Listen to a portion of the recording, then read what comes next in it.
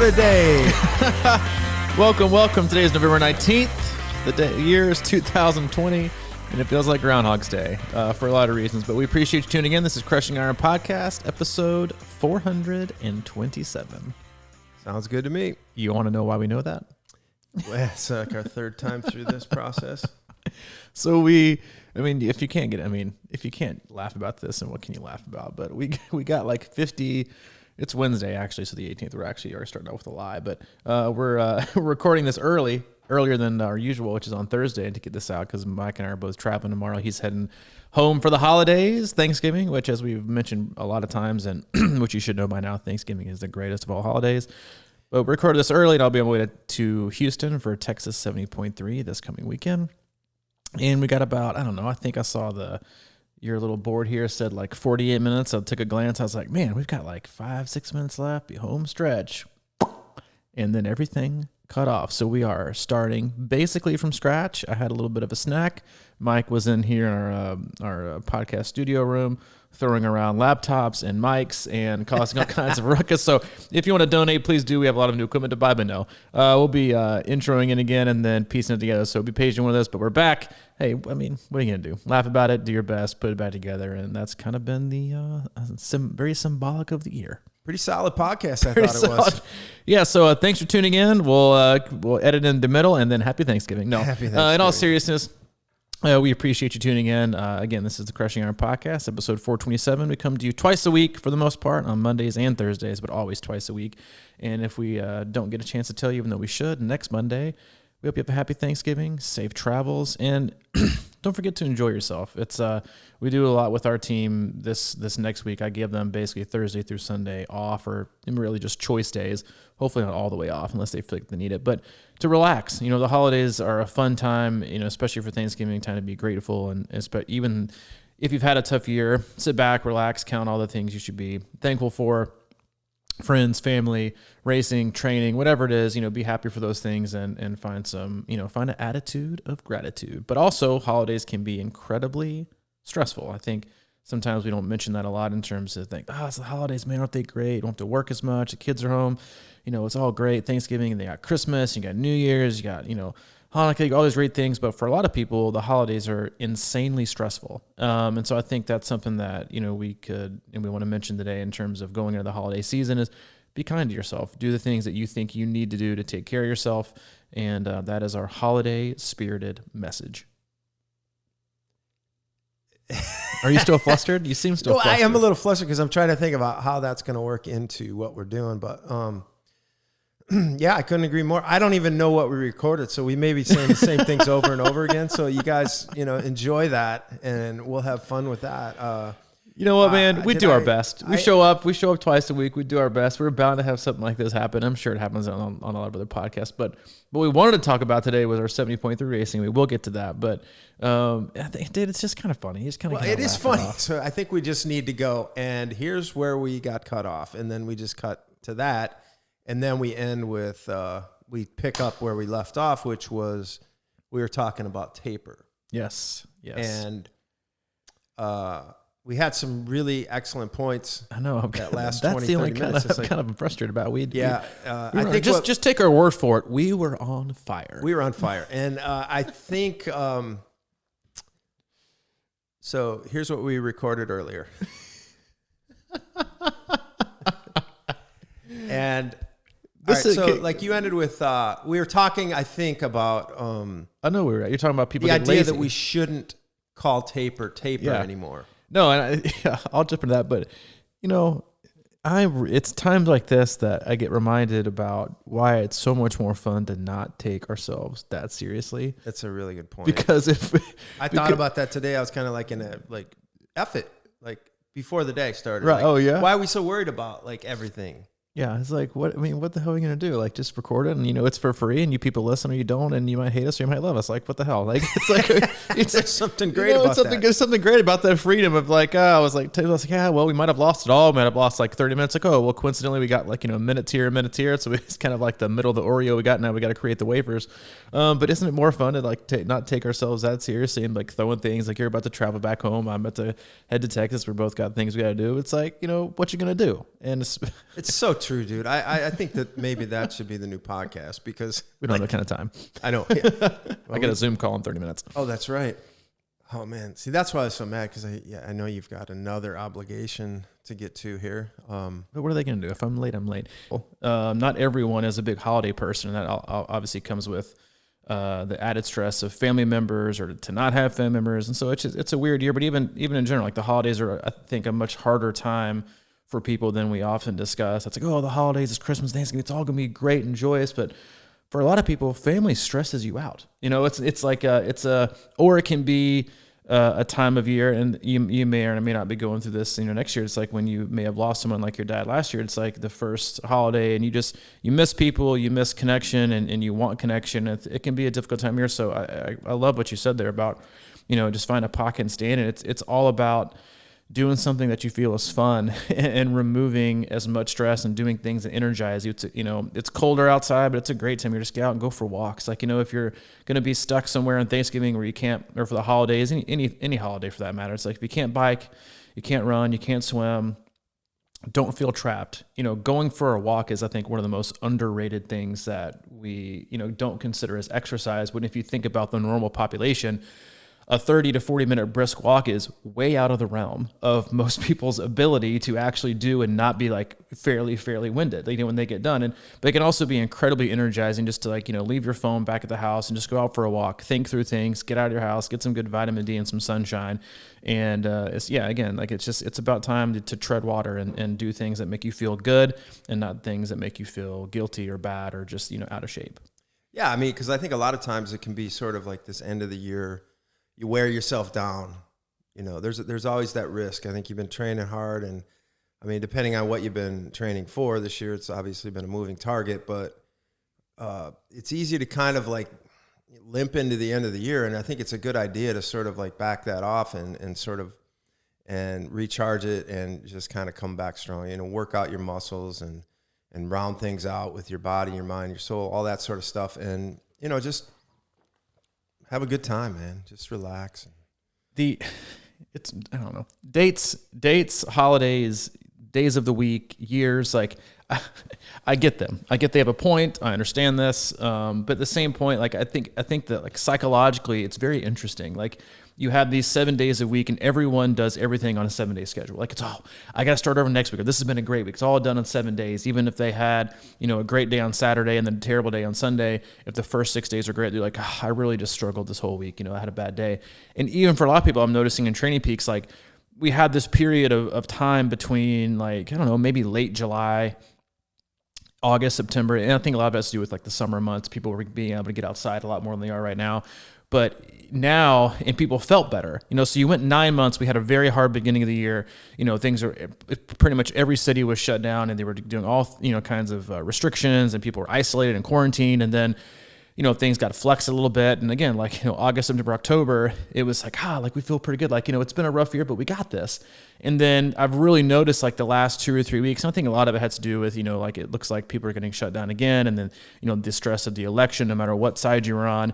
Now people are like, the weight of the year is getting to me. Even though for a lot of athletes, they found this like optimism and positivity in like this 2 to 3 month period that we had. Again, I think it has to do with a lot of the temperature and being outside, but, it's just 45 more days, right? Until, yes, we're going to have a new year. And yes, it's not like the weight of the year is going to dissipate all of a sudden on January 1st. Like, I can't wait for 2021. Well, I don't know about you, but I'm still waiting for a trend that's positive enough to get like super pumped about. The only thing that you can do is just do the best you can to navigate today and not look at like, I know it's hard to not feel the weight of the year. And that was like the biggest, I don't know, weight that maybe I had on Monday was reading through people's comments and Training Peaks for their kind of weekly thing. It was just how heavy it is and has been, the year has been for so many athletes, and how the end of the year doesn't mean that that's gone or that's done. It just means we just continue on. The days are days. Like you have to get up each day and do the best you can. And so if you're one of those people that's just having a hard time and you can feel the weight of the year and that you need some wins, that you need some hope, that you need some optimism, just win the day. Be hopeful for today and see what you can do, and then wake up the next day and do it again. And I know it's not, some hack or probably gonna make you feel that much better, but it's really all that we can do. And that's all we can do every day is to get up and do our best and then leave the rest and not allow other things in our life to overly stress us in a way that that removes the opportunity to excel in other parts of our lives that really matter, like, spending time with your family and connecting with friends and just generally being positive and then getting out and doing your training. So, do the best you can, and especially for the next, couple of weeks, or again, I think it's a hard time for people. And then, if you feel like you need a reset over the holidays, absolutely take one. I do that for our athletes, whether they like it or not, unless they have a race coming up in like the next 2 weeks, like Thursday, Thanksgiving through Sunday is like, dude, chill. Relax, do what you want. A lot of them will run every day or ride every day or do something, but it's like, it's just nice to have that flex time where like you can just do you and be without like having some kind of an expectation or a structure in your training calendar. Relax the mind, and because everybody has been so, I think, mentally and emotionally engaged with either anxiety or depression or apprehension or a focus for the whole year. It's give your brain your break, give your brain a break and relax a little bit. I think about you when I hear this because, when you say giving your brain a break? Well, yeah, because it's like, with everything you were just saying, and then I'm watching you. We're here today, every day, kind of just together, and I'm just observing and everything. And you've got a race. That's all you're this doing. Weekend. I just observe. I just sit in different chairs for the around last the room 7 years. I've been kind of wondering why you're staring at me in the corner. I just sit there with sunglasses and kind of go, "What's he doing now? What's on his mind?" So, but like, with all that stuff and all the coaching, all the stuff that, everyone else is dealing with, now all of a sudden you got a race coming up this weekend. And then there's the holidays right after it, so like I'm thinking to myself, because I did notice today that you're kind of like talking to yourself like, all right, I got an email. Okay, like there's so many things going on up there. I'm just wondering how you're doing basically with the race coming up because you got to drive down. Well, now they know that you're staring at me for everything that I do. Are there cameras in here? There's always cameras. Okay, I didn't know. Like, I feel like you may have cameras installed. I'm like, why is he in the office for so long? He's got the quadruple split screen up on the counter, watching every single move that I make. Why is he doing that? I'm doing good, honestly. Like, I feel it's good timing. I think in a way to race. This is like, I think that one of the best weekends of the year to race if you have the opportunity, because the next week is Thanksgiving and most people have a very flex schedule for that. So as a coach, that's obviously helpful. Yeah, I'm excited to race. If I'm being 100% totally honest, I'm still waiting to be fully excited and like geared in. Like I'm trying to be even, like I know that I have a race coming up, in, like 3 or 4 days. But given the year, it's like, you don't want to get too pumped until it's time to get too pumped. And yeah, you can't. And I get all these and also, to be honest, like, I kind of feel guilty that you're getting to race. Yes. Oh man. All right, lay back on the couch. I'm going to go and slip you a check for $25 for my copay. Now, I don't know if it's guilt, but I've been to these text messages from our athletes like, hey, have fun. It's interesting that in the year, and it's different because I'm a coach and I've worked with like literally hundreds of race cancellations this year, and people's like ebb and flow ever since February, ever since our first athlete was in Puerto Rico for 70.3 and was literally on the ground in Puerto Rico in March, just landed, was about to check in the hotel and was like, the race is canceled. Yeah, like right. Ever since then, it's been boom, boom, boom, boom. And these are athletes that have been training and had their year, and then they signed up for this race previously, and they're like, bam, race canceled. This like continuum of hope and then letdown and then hope and then letdown and frustration. And here I am like entering a year where like I was like, I didn't even like have any aspirations to race. And then I think in like June, I was like, I saw how things were going. I was like, well, Leadville was canceled. I was like, all right, I want to do something. So let's just, hop back on the bike and let's see what happens. I was like, if there's going to be a race that may or may not happen, it's going to be probably in the state of Florida or the state of Texas, given just the political part of those states. Plus it'd be a time of year that I think would give us enough time, to see things through. Obviously I don't think that's the case, but, I was like, just, let's see what happens. And now we're here and I'm like, well, shit. It's like so many athletes have had all their races robbed that they planned for even like last year. So I don't know if guilt's the right word, but it was very interesting as I've read like email responses and back and forth with text messages through athletes. No one has said, and this is how it was with usually in every other race period, most athletes say, I really, really wish I was racing. right? Because it's like, I feel like I'm missing out, right? It's like, I really wish I was there with you guys doing the deal and having a good time. And this year, every response that I've gotten, and this is the same thing that I watched in like the back and forth with the athletes that did Florida, was, man, I really hope you guys can race. Mm-hmm. Like this, it's this like galvanizing opportunity that is like I feel like we just need it. Like we need a win, more wins, for the triathlon community to see these things happen and to see people doing it. So none of them has been, man, I wish I was there doing it. It was like, man, I hope you can, which is not to say they've had some like, mental and emotional transformation and now all of a sudden this different person, but I think it just goes to show you how athletes' perspectives have changed in that it's just, we should be very thankful and grateful for the opportunity that we get to get out and race, that we get to go out there and do these things because, I hope that athletes will forever be changed that way because of this year. And that you look at races as just being grateful for the opportunity to do it and not take it for granted and not take it, not serious, but you just don't know when you're going to have the opportunity. So yeah, guilty probably isn't the right word. Maybe it is. I don't know. Like, I don't know if I'm going through all my feeling words. I'm trying to think of like another word that's better for guilty, but, let me say it. It's not a guilt that's like weighing me down. But I don't ever really feel pressure when I race because like from other athletes, people ask me, do you feel more pressure because you're a coach? No, like that's like, that doesn't bother me at all because like, and I was thinking with this too, like you feel more because you're a podcast host? No, because I mean, you probably do because everyone knows you and loves you. Like me, I just kind of like fly under the radar. But it's like triathlon. Because people always think like, oh, if you're a triathlon coach, you have to be fast. And it's like, well, every other sport, when you're interviewing for like the NFL coaching job or NBA, they're like, how many points did you score in high school?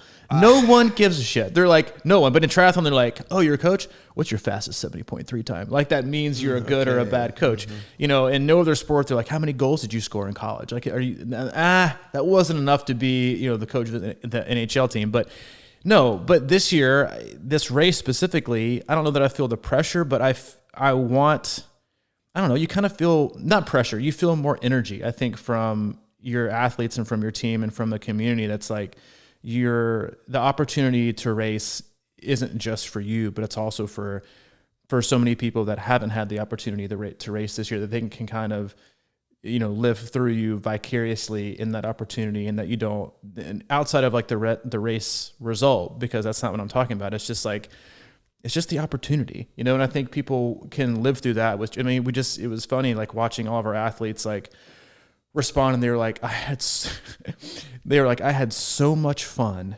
tracking people at Ironman Florida. It was so good to feel like things were back. And I think that's part of it. But yeah, I'm all those emotions. I'm a mess. You're like, everybody's, I'm like, I'm cool. I'm calm. I'm smooth. Oh my God. I'm anxious and I feel guilty. And they're laying around on the street and you're sitting on top of the mountain, the race mountain, just eating grapes. And the guilt's getting to you. Oh my God. It kind of reminds me. Other than that, I'm cool, man. Yeah, it's like, yeah, you sound cool. Don't forget, I'm watching. But no, it kind of reminds me of one of my Zen theories. It's sort of like picking weeds. You can have anything you want as long as you don't want it bad enough. It's sort of like this reverse psychology kind of mentality. It's sort of like, how, and I think I apply it to sort of, like a good kid will get rewarded, but if they keep begging, the parent will get upset at them. You know what I mean? Like, no, you're not getting it now or whatever. You're pissing me off. So I think there's something to it. That's sort of how I look at this whole year in a weird way, because, it's like everything's sort of been taken away from us, and now we just seem to want it more than ever.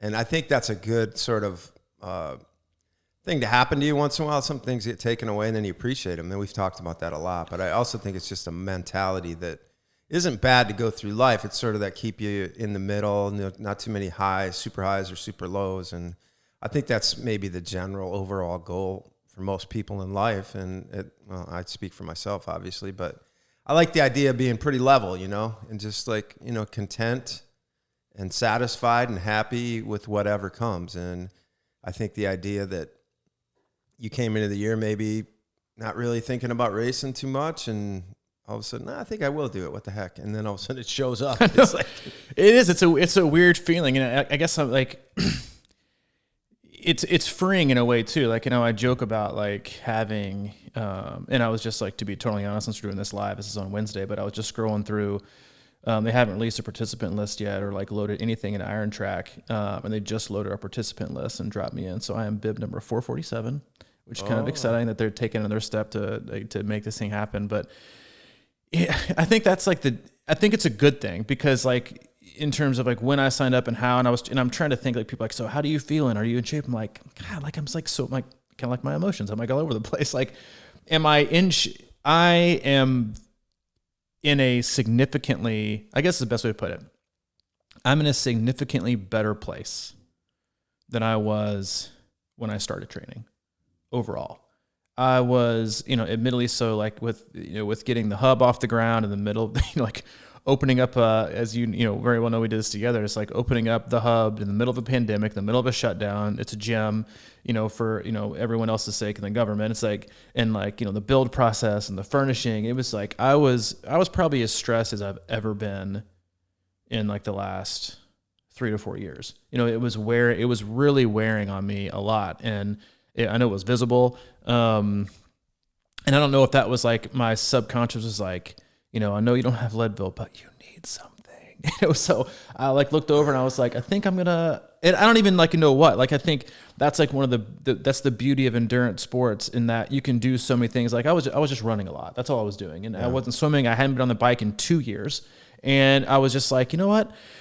I was kind of hanging around and I was like, I think I'll just kind of get on the bike and see what happens. I was like, all right, I think I'll probably sign up for something. Like, and then, but there's no pressure because even when I signed up, I was like, what do I give it? 40 to 60 chance it'll happen. But if it galvanizes me into getting it back. And so it helped shift things in perspective with me. It really changed the way I was looking at my days. It gave me something to kind of have for myself. I got in better shape. I've lost a lot of weight, not like a lot, but like for me, a significant amount because I think I was just super stressed. And I feel as healthy as I've been probably since I got sober. I feel as healthy overall. I feel very fit. I feel very healthy. I'm in a very good mental space. So I feel very thankful that I've been able to at least make it this far. And no matter what happens today, tomorrow, Saturday, Sunday, like I feel very grateful that I have taken part in this process and this journey that has gotten me to this point because I feel good. And I think that's like, we talk about it all the time. That's like one of the first things you said on one of our initial podcasts is that like, training and working out should make you feel good, right? It should give you energy, not take it away. And I think that, and we were talking about more so physically, right? So you shouldn't just like beat yourself down every single day. That's not the standard in which you should judge yourself, but also like mentally and emotionally, it should make you feel better, right? In terms of how you live your life and just overall health. And that's what it's done for me. So I'm very thankful that I've gotten back into it, and then with that, it's like, it all kind of like the underlying, it's like now you have, okay, maybe got a couple goals here and there, maybe got a couple, expectations here and there. But for the most part, it's like, it's one of those years and one of those races where like, I'll probably be emotional, to be 100% honest with you, just because it's been such a long year and it's been even for coaches like that haven't raced, like it's just been freaking hard to read athletes, Training Peaks comments and how honest and vulnerable so many of them are about how difficult things have been and what they do and how their life has been, whether it's with their marriage, whether it's with their kids, whether it's with their job, whether they're with the medical field, where they've lost someone, whether it's schools, their kids at home or virtually, are they even going to go back to school? It's been a struggle. And so I think to make it, I think that's what I'm the most anxious about in terms of like just getting to the start line, is that I want to be there so that I can let free all of that, right? And so to race with all of those kind of emotions and just kind of let it rip and hopefully be a part of a day that continues, not to be the part, not to be the explosion of awesomeness for our team, but to be part of a day that continues to give optimism and hope and positivity to the triathlon community that we are making a headway with, the restrictions and being able to provide opportunities for athletes. And so I think that's another feeling that I'm having is like, as I sit back in this and, have another sip of my herbal tea and get ready for the next 30 minutes of this session. It's like, it's a lot of feelings, which is, to be honest with you, I think a good thing because I'm not focused on a result.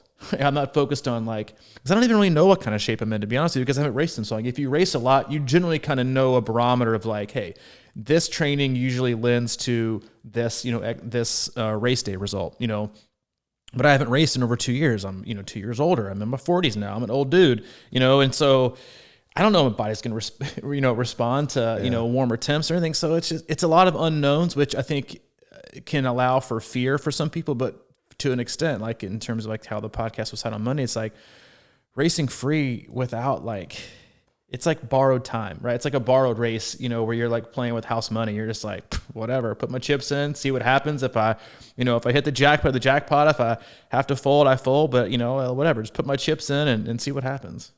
Yeah. Man, that's really interesting. I did an interview with one of our coaches, Jessica Jacobs, and we're doing a coach cast. We're trying to get those every couple of weeks, and we've done a couple now. And the last one I talked to her about was it was called Becoming a Pro, and how she went from being a mother and being in the Army and straight out of college and all this sort of, and then in her 20s and then into her 30s she went to be she was a professional triathlete and what it took to get there.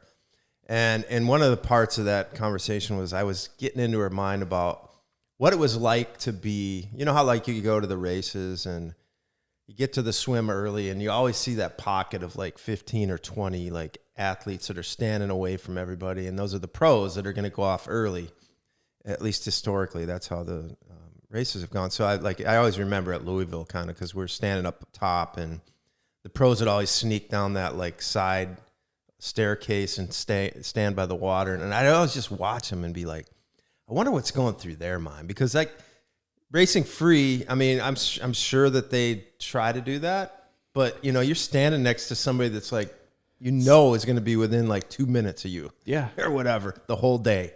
And it's got to be an incredible feeling to be putting that kind of pressure and then how you escalate, your mindset above that to get, out of that. Because the minute, if you're starting that day with a high level of stress, thinking that when that gun goes off, and I mean, a lot of pros, and it's their job, right? It's their life, it's their livelihood. It's got to be a really hard balance. So what you're saying there is so key. I'm sure that a lot of pros do that too, or at least try to get to that mindset. Or maybe the thing is they do it so much that it's probably like anything else. You just get used to it, and you walk down there 15 minutes before everybody else gets in the water. The gun goes off, and you're out there on your own. There's little grouping of triathletes and you're all alone all day out in front. And it's just a weird feeling, but the idea of you going out racing free, it's exciting, really. It's because you're right, you don't know. You've been kind of doing a lot of work inside here, a lot of treadmill work lately, a lot of bike on here in the power bike or watt bike, and it is going to be interesting to see that. There was something I want to step back to though, because you said you probably feel as good as you felt since you got sober. Mm-hmm. Is that what the quote was? So my question becomes sometimes I think a lot of us get to that point, right? And then it's sort of I deserve a little bit of this and a little bit of chips or whatever or diversions or whatever. Have you, I mean, maybe you don't even think about it, but when you get to a point like this where you're feeling good, and I assume that means you're on a pretty good regimen, you wake up and you're your body's saying, hey, I need that solid breakfast right now, because that is definitely not where I'm at. Mm-hmm. It's I wake up and I'm I don't even feel like eating, I just do some coffee. And I think the contrast is very interesting. And do you think about that or? Yes. I mean, and I was mentioning this to somebody the other day is I absolutely despise and hate taper week workouts. I hate them. It's not that I hate them. I mean, I just said I did, so I guess I do. But it's the I despise. But because you're at the point where I'm I'm just ready. Can we just do this already? It's just let's just get me in the water and let's just do this thing. Cause it's like, the work is done. And now it's just like you're just polishing things. You're not even like putting the icing on. You're like putting like a couple like sprinkles on top of like the cake. It's like I put the icing on last week and hopefully I got, some kind of a cake display, but it's the same thing with like food and eating. And to be honest with you, like traditionally in the past, like the last week to week and a half of tapering, I usually do get very kind of, I'm tapering, it's like, it's already done. Right. You have that it's been hard. And to be honest, it's like, I owe a lot to Kylie Van Horn, who's with Fly Nutrition I've been working with since February. I'm down 24 pounds since when I started with her. She's really helped me change like the way that I look at food, and then like not just the way I look at it, but like give me a ton of options in terms of like, feeling good and feeling myself performance. So this week, especially the last like 4 days when I've just been kind of single dadding it, and it could be easy thing was like, I just go out to eat. We're just going to do whatever. I've stuck to it.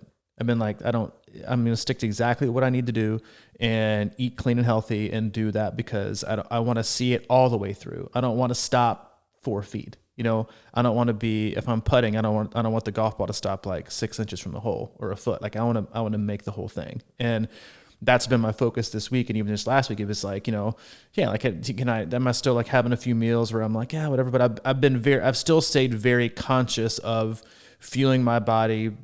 I guess what I don't want to do is it would make zero sense for me as an athlete to respect and fuel your body for such a long period of time in hopes that it will get to a place to where you want it to be. And then the closer you get to it, you start to disrespect it. Not that eating bad is disrespecting, you know what I mean? But like, it's, why would I be so focused, so far out, yet so lax, so close?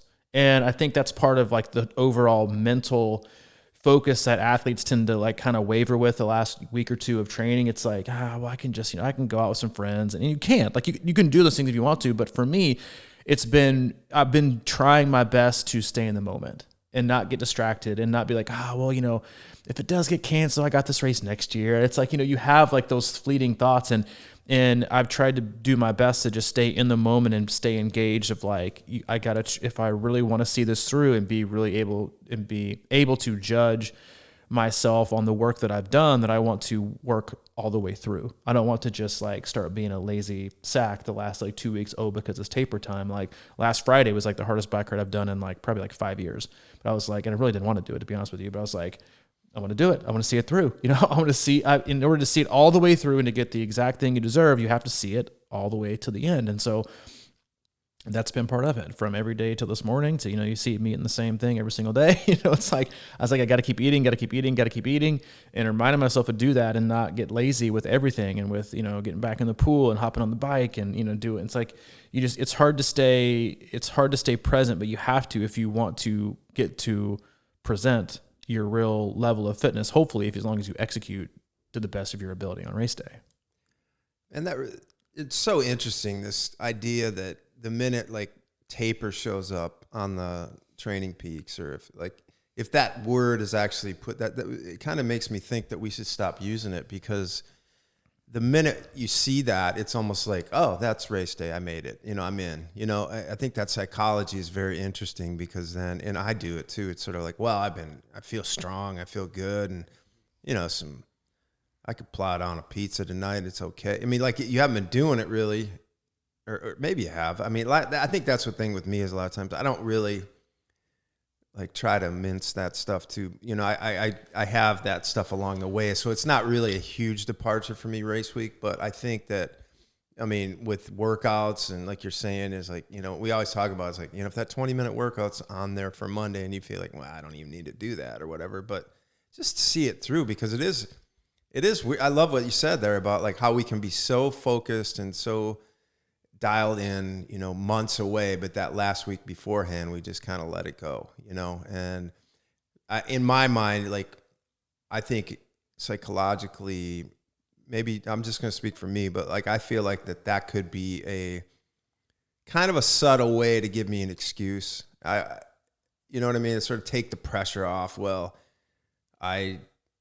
why, you know what I mean? Like, you're just so dialed in up until that week or two away, and then all of a sudden you just kind of let it, fray apart. And I think that's because of nerves sometimes. I think it's like, well, it's sort of like what happens when you see something through all the way, and it usually works out.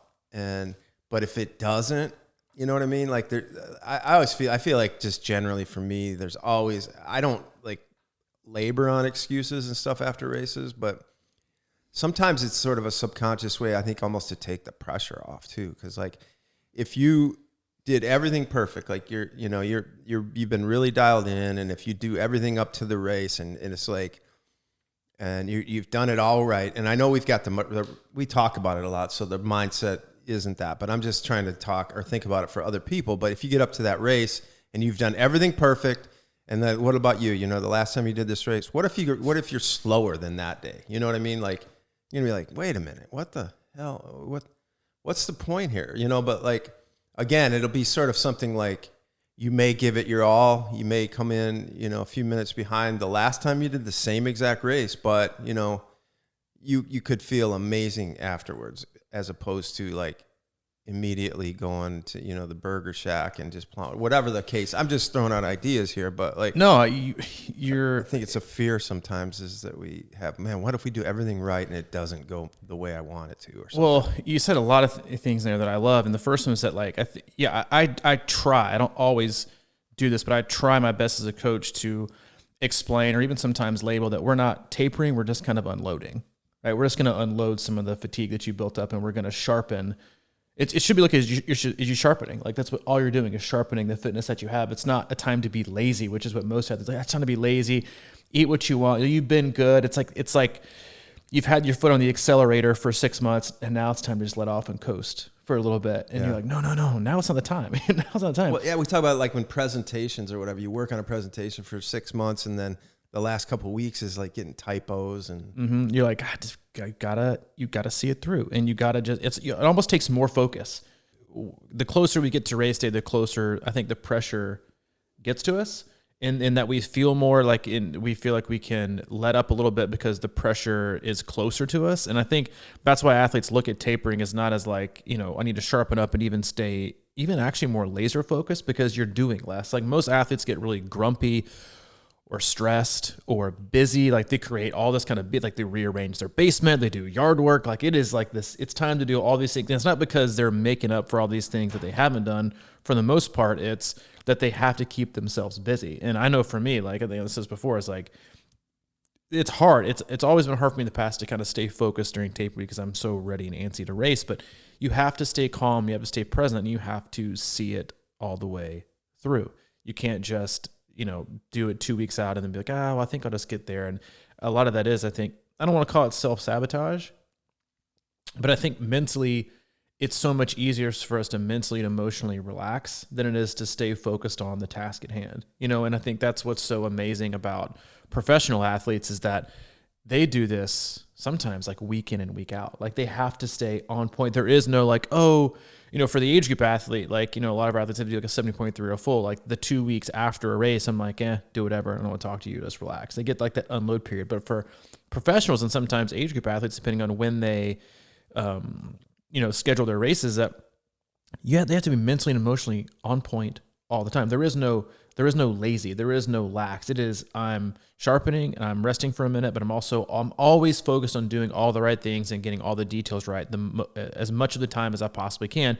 And I think if you really want to go into a race feeling very confident that you're going to have the ability and put yourself in the best position to race the best you can, you have to be detail oriented all the way up until the day of. You can't just be like, I'll figure it out. Or, what's the big deal if I have, 19 slices of pizza on Monday and skip my workouts for days? You're not supposed to rest, baby. It's taper time. Like I've been working hard. Like what you don't want to do is erase any of the hard work that you've done. And that's something that I've tried to do, especially here the last 5 or 6 days. You kind of have those thoughts, especially if you've approached taper week or unloading, whatever you want to call it, for a race before. It's like you've taken a little more lax and, with your, how you eat or what you do or your sleep.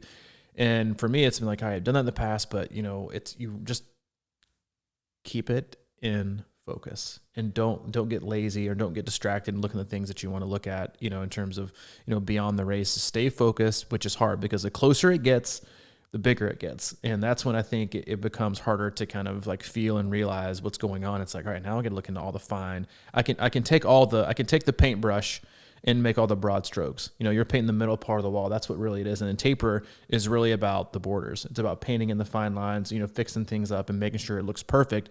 But that's the part that takes the most work, but in the most detail. But it can be oftentimes overlooked if you just want to get lazy and be like, that'll probably be fine. And then a few weeks later, you look back and you're like, I wish I could have done that right the first time. Yeah, and I can't remember if we said that or not. It doesn't matter. Like, if but it's repetitive, fast forward. Yeah, this repetitive, you get to learn.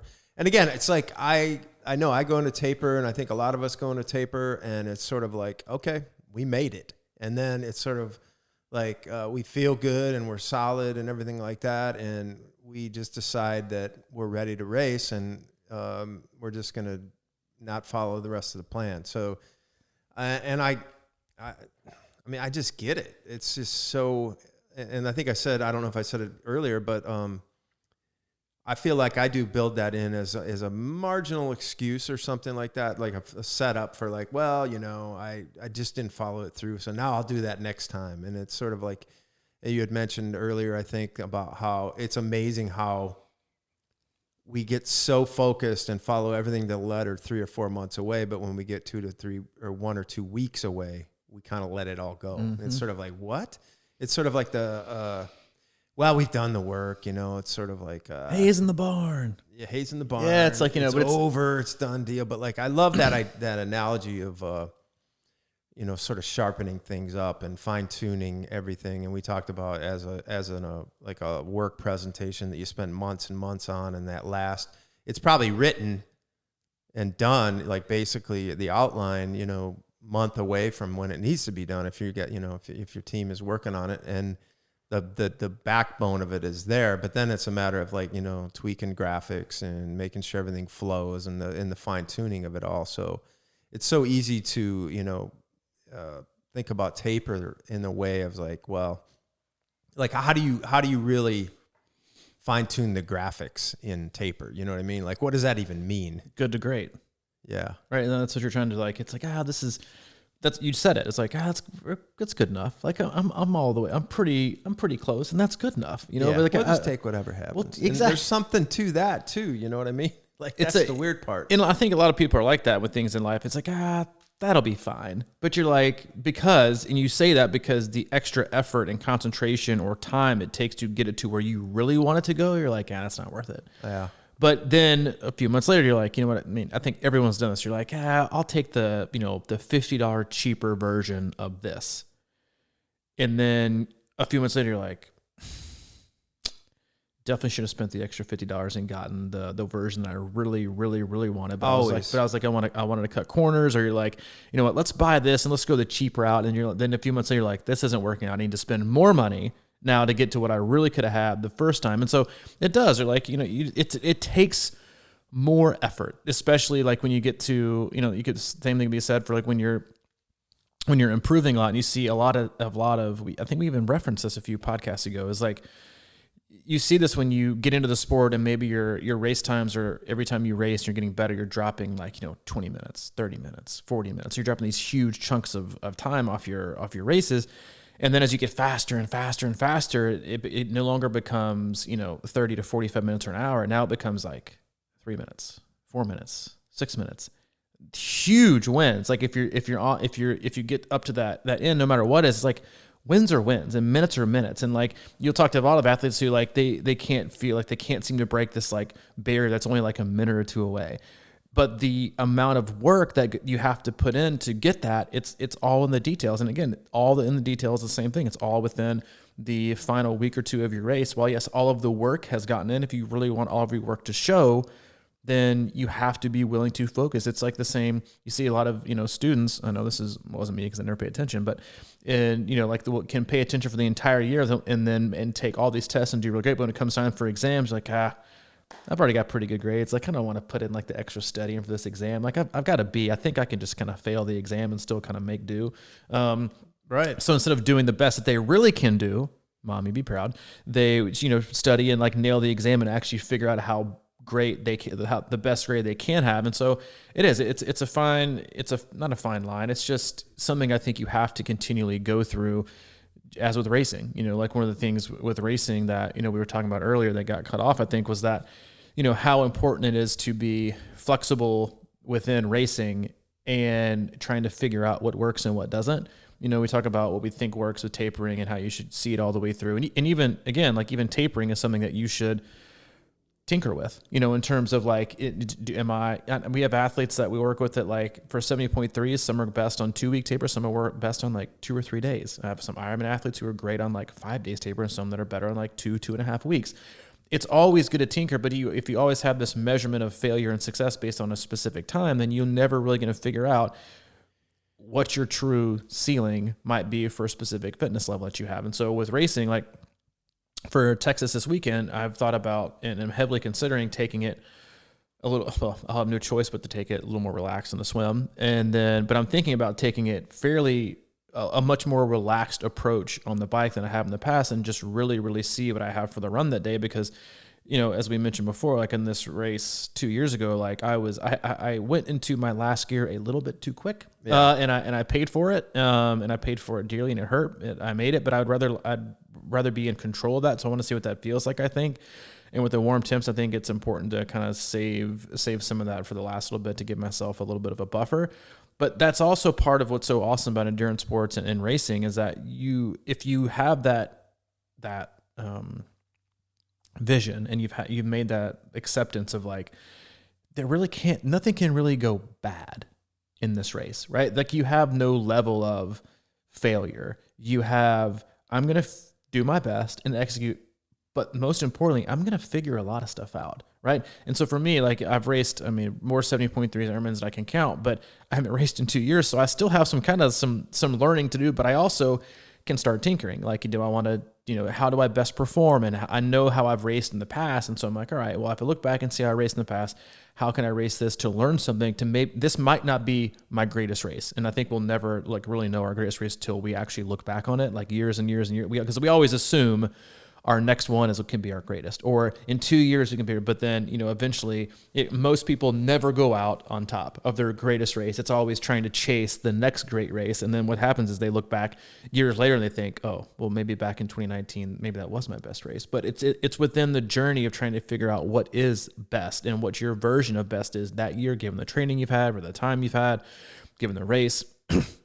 All that stuff. So I think that's part of the fun of it too, is that there's so much to work through and so much to think about that you can change up your game plans to think. And I love being able to tell athletes that, because I think it removes a level of pressure for them. It's like, let's see what happens. Like sometimes, and a lot of times it's like lower level races aren't that important to them. I'm like, you know what?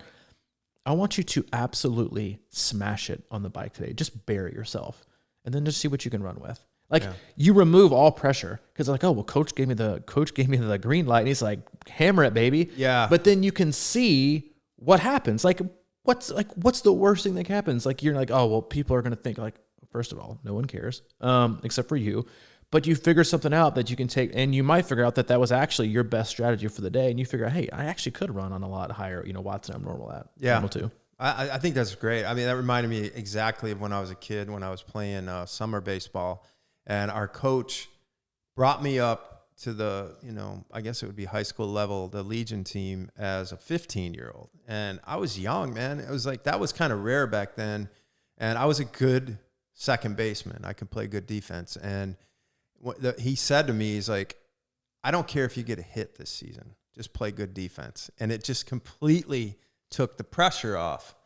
And I did. And I ended up hitting pretty well, but I think that there's a lot to be said for that. And besides, how do you know? We talk about premature optimization all the time, and how, like there's so many variables in life and in training and racing and all that sort of stuff, is we can just do the best we can. And sometimes we just gotta, walk away from it, because it's, especially in today's world when like everything seems so disposable, right? It's like, I heard somebody talking the other night about like how the most popular shows anymore, and it started kind of with that reality TV stuff that became scripted, but over time it was sort of like we want to see what's going to happen in kind of impromptu situations. And we like that idea of like, it's like this podcast, it blew up and we lost half of it. It's like real and it's not scripted. And I think a lot of times that's what's the most exciting things about life anymore. Back in the day, I heard somebody talking about this, like how,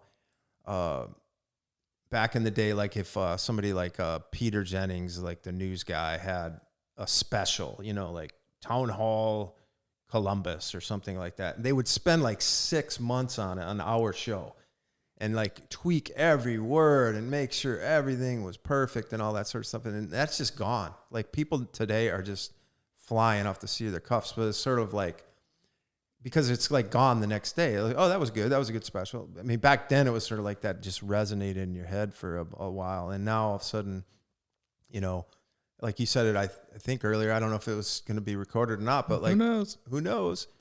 You said that you're the only one that's looked up your time from last time. And no one else cares. No one else cares. No one else cares. But in your mind, you're like, okay, did I do better? I mean, you've probably like done so many things differently. You don't know, you can only hope that things are better. And I just think it's like, we had a good point in that last half that got erased. We had 73 excellent points that could have made us $1 billion, and now they're all gone. Yeah. But the one I loved was that we were talking about you bearing down at the end of that Texas 70.3 last time, and how your face was hollowed out and you're a zombie running through the end of it and holding on, and how you were talking about like, the effort difference from running at a 7:30 to a 7:15 maybe, and if you ignite that a little too early or whatever that might mean, and then how like over the course of 3 or 4 miles that could mean somebody's just up ahead of you. You can still see them. Yeah, like the Texas 70.3 course, it's a 3-loop course, so every loop is like a little over 4 miles. So if you think about the effort that it takes to drop down from a 7:30 to 7:15, it's pretty significant. But even if you did that and you went a little bit too far to reach that 7:15 because you thought that's what you should be running, or you went to that gear a little bit too quick, then you're only going to gain a minute. And so if you're running against that person, you're running the 7:30s and they're running 7:15s, you can still see them. They're still a minute up the road. But then if those 7:15s for you meant you went a gear too quick, and on the third and final lap, you drop from 7:15s to 7:45s, well, then you're going to drop and lose 2 minutes just on the final lap. The other person could be holding strong at 7:30s or even drop down below her, they're going to beat you by a minute or two. So it's all about when and how you choose to use the gears you have, not the ones that you want to have, which is what most athletes kind of get trapped in. It's like they have this like number in their mind. They're like, I've got to run this.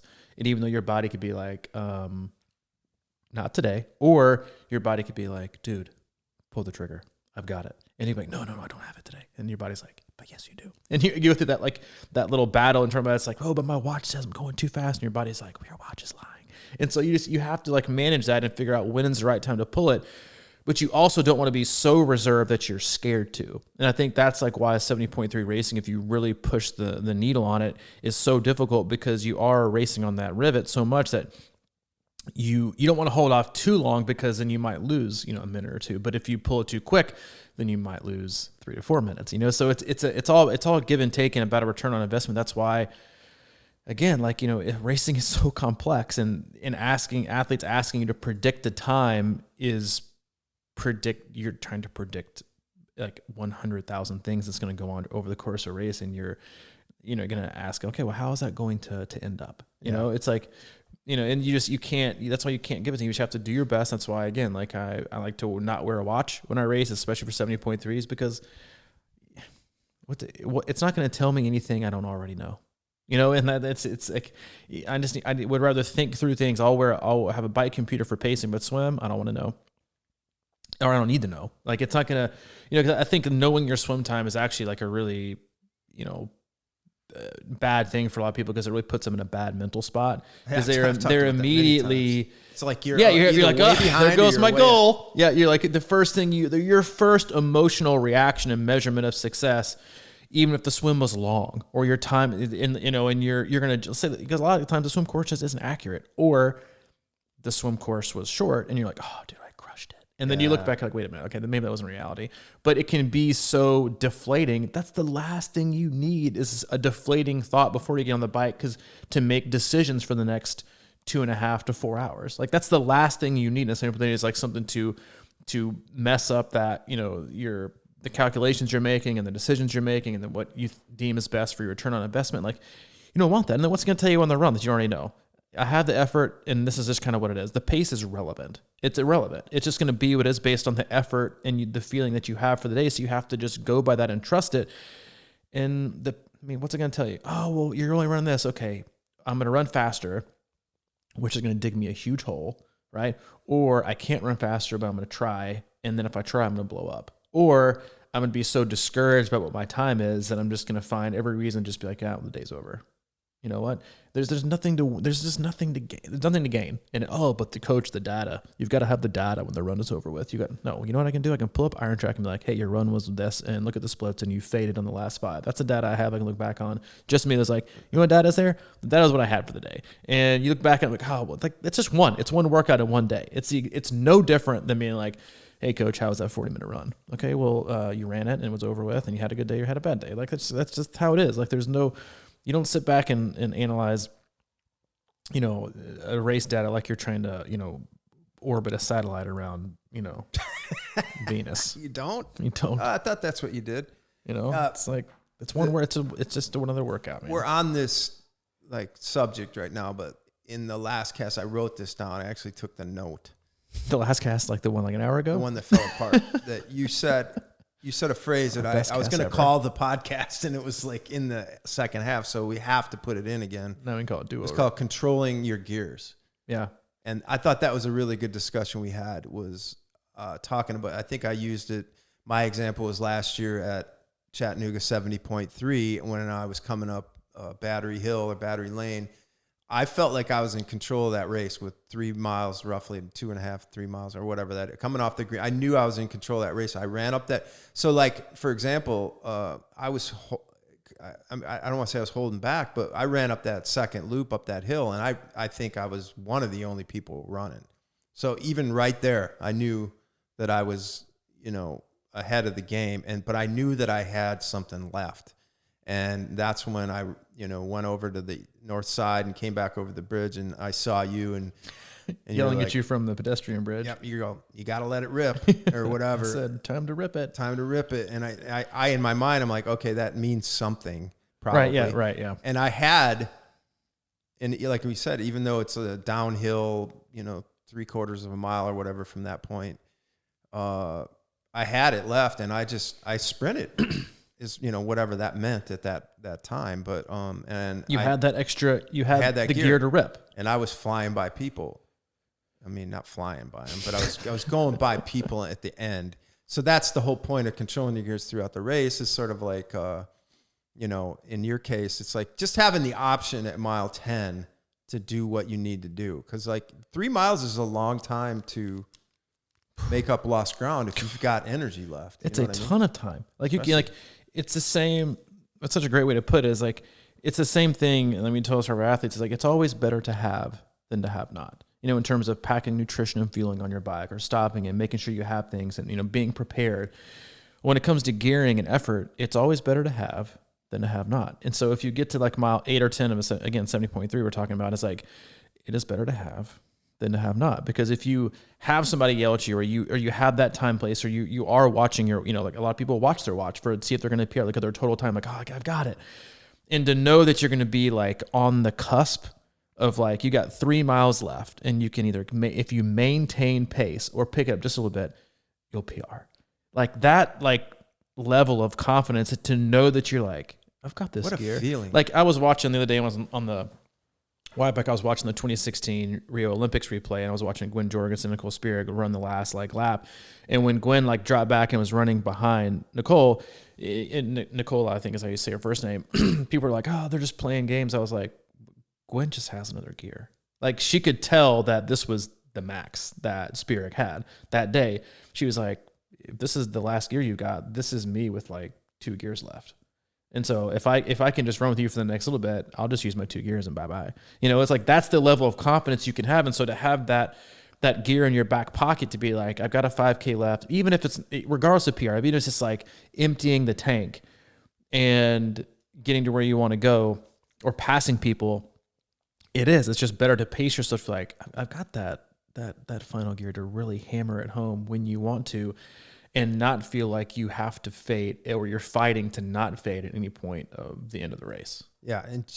And just because you're flailing and going, I think about it in the swim, like it's just because you're working your butt off and you're going crazy in the water doesn't mean you're going faster for one thing.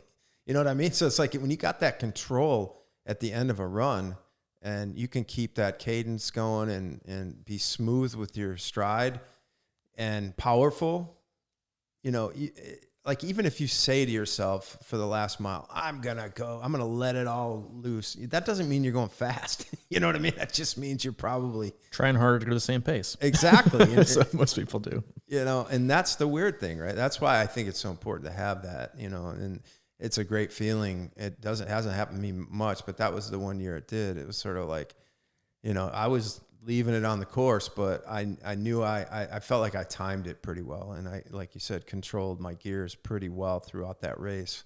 Cause you gotta be able, like you said earlier with the bike, you're going to maybe, take it a little bit easier than you might normally do, or you're going to try.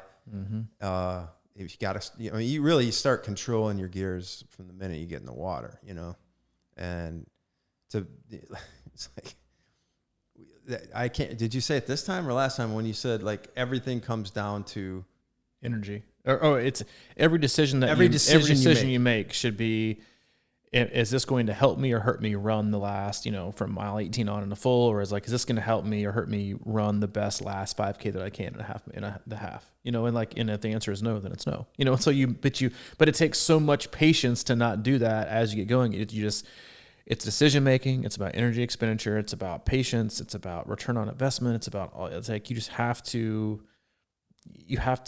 be prepared for all those mental games and questions and decisions. And that's like one of the most exhausting parts of race day is all the decisions that you have to make. That's why people oftentimes get lazy in making a stupid decision, not because they don't know the right one, it's because they don't have the energy to think through if it's going to be a good or bad decision. They just kind of make it because they don't want to think about doing it anymore. They've lost the patience. So, if you're racing anytime, this weekend, next weekend, for the next, 45 years or the next, Remix podcast, think through things, be patient, be willing to experiment and race free. I mean, that's what it's about. It's like, have fun, do your best, just like we've done today with our mix mash of mixed up podcasts. But you know what? We got it done, man. And if you enjoyed it, we appreciate you. If you didn't enjoy it, well, thanks for being impatient. I mean, seriously, there's a nugget there. We got something in there, man. But no, if you have an awesome weekend. If you're racing, be careful, be happy, race healthy, give it your best. If you have any questions, comments, concerns, especially after today, go to mike@crushinggarden@gmail.com. If you have any questions or comments for me, I'm at c26coach@gmail.com. And if you can always stop by our one-stop shop, which is c26triathlon.com, for all things camps, coaching, and community, and also our aforementioned club membership.